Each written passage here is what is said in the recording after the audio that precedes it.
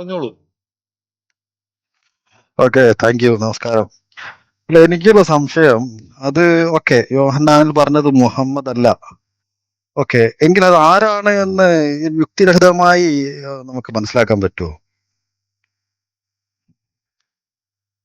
യുക്തിരഹിതമായോ? അല്ല, യുക്തിയോടെ, അയ്യോ sorry sorry, വളരെ യുക്തിയോട് കൂടി.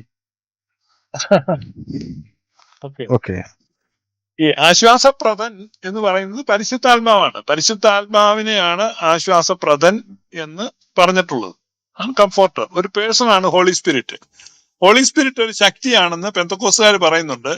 പക്ഷേ യഥാർത്ഥ ക്രിസ്തീയ സഭ ഹോളി സ്പിരിറ്റ് ഒരു വ്യക്തിയാണ് എന്നാണ് വിശ്വസിക്കുന്നത്, അങ്ങനെയാണ് കരുതുന്നത്. Holy Spirit is a person, not a power. Holy Spirit പവറാന്ന് പറയുന്നത് കൊണ്ടാണ് നിങ്ങൾക്ക് ഈ സംശയം. ആ കാര്യസ്ഥൻ ആരാണ്, ആ ആശ്വാസപ്രദൻ ആരാണ്, സ്വാഭാവികമായിട്ടും ഉണ്ടാകുന്ന ഒരു സംശയമാണ്. പക്ഷെ ഇത് വ്യക്തിയാണ് എന്ന് മനസ്സിലാകുമ്പോൾ ആ സംശയം മാറും. അത് വ്യക്തിയാണ്, ഹോളി സ്പിരിറ്റ് വ്യക്തിയാണ് ഞങ്ങളെ സംബന്ധിച്ച്.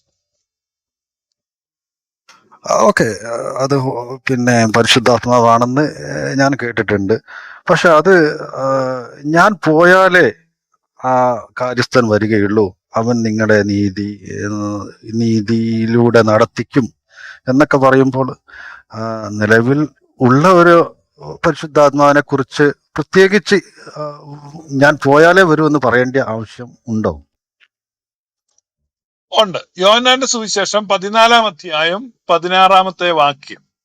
യോഹന്നാന്റെ സുവിശേഷം 14-ാം അധ്യായം അതിന്റെ 16-ാമത്തെ വാക്യം. ഈ 14-ാം അധ്യായത്തിലാണ് ഈ പരിശുദ്ധാത്മാവിനെ കുറിച്ചൊക്കെ ഏറ്റവും കൂടുതൽ പറയുന്നത്. അവിടെ യേശുക്രിസ്തു പറയുകയാണ്, എന്നാൽ ഞാൻ പിതാവിനോട് ചോദിക്കും, അവൻ സത്യത്തിന്റെ ആത്മാവെന്ന മറ്റൊരു കാര്യസ്ഥനെ എന്നേക്കും നിങ്ങളോട് കൂടെ ഇരിക്കേണ്ടതിന് നിങ്ങൾക്ക് തരും. ആരോട് ചോദിക്കും യേശു? പിതാവിനോട് ചോദിക്കും.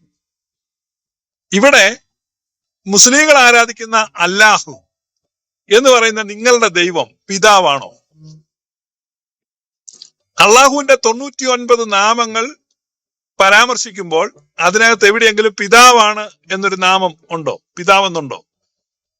നൂറുൽ ഹസന് മറുപടി പറയാം. ഇല്ല ഇല്ല ഇല്ലെന്ന് എന്റെ അറിവ്. ഇല്ല.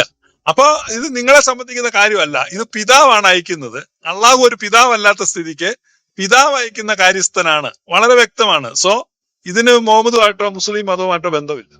കാര്യം വളരെ ക്ലിയർ അല്ലേ? യോഹന്നാന്റെ സുവിശേഷം 14-ാം അധ്യായം 16-ാം വാക്യമാണ് ഞാൻ വായിച്ചത്.